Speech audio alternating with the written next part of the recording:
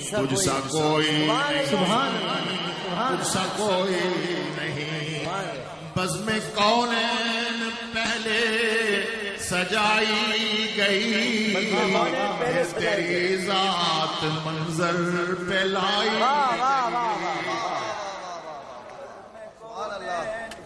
میں اسی مضمون کو ہمارے بانی دارالعلوم دیوبند حضرت مولانا محمد قاسم نانوتوی نے نظم کیا تھا، میں وہ بھی 2-3 شعر پڑھنا چاہتا ہوں۔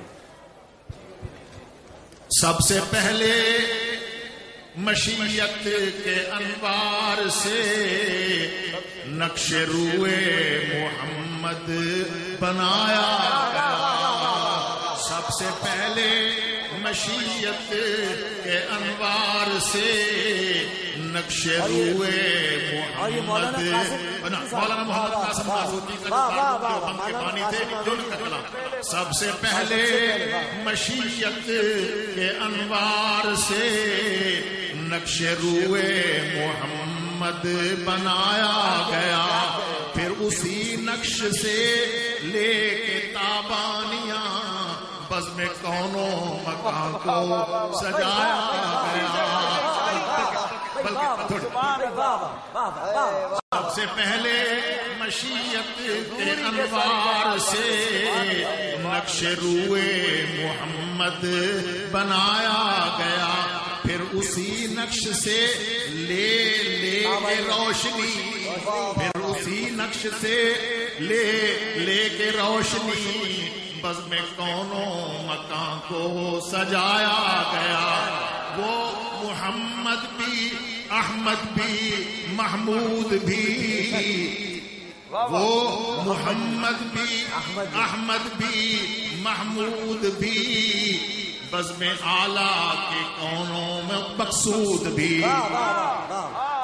محمد بھی، احمد بھی، محمود بھی، حسن مطلق کے شاہد ہو بھی مشہود بھی۔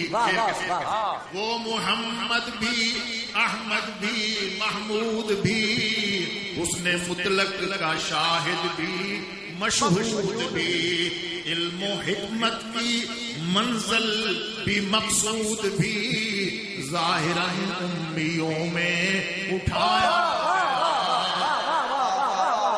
محمد بھی، احمد بھی، محمود بھی، حسن مطلق کا شاہد، حسن مطلق کا شاہد بھی مشہود بھی، علم و حکمت کی منزل بھی مقصود بھی، ظاہراً امیوں میں اٹھایا گیا۔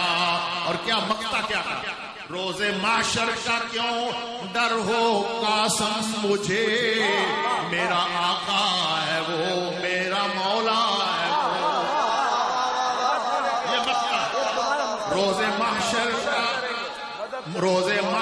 کا ڈر کیوں ہو قاسم مجھے، میرا آقا ہے وہ، میرا مولا ہے وہ، جس کے قدموں میں جنت